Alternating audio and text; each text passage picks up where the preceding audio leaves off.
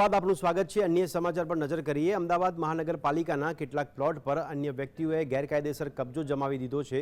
આ બાબતે કોર્ટમાં કાર્યવાહી પણ ચાલી રહી છે। વાસણા વિસ્તારમાં 7 લાખ વારનો પ્લોટ 1 વર્ષ માટે ખેતી માટે અન્ય વ્યક્તિને આપવામાં આવ્યો હતો।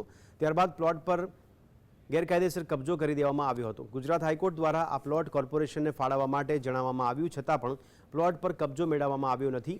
7 લાખ વાર ચોરસ મીટરની જગ્યાની કિંમત 5 કરોડથી વધુની છે। વાસણા વિસ્તારમાં અન્ય પ્લોટ પર પણ એક વ્યક્તિએ વર્ષોથી મ્યુનિસિપલ કોર્પોરેશનના પ્લોટ પર કબજો કરી લીધો છે, જેની 97થી વધુ મુદતો પડી ચૂકી છે। એ કેસની વિગત એવી છે કે વરસાદી ખેતી કરવા માટે થઈને વર્ષો પહેલા, લગભગ આઝાદી પહેલાના સમયગાળા દરમિયાન આ જમીનો જે તે કબજેદારને મળેલી હતી। એ કબજેદારોએ અત્યાર સુધીમાં એ જમીન ઉપર કબજો જાળવી રાખેલ છે। એના મેં કેસ નંબરો ઉલ્લેખ કર્યા। એ કેસ નંબરોથી એ લોકોએ કેસ દાખલ કરેલા છે।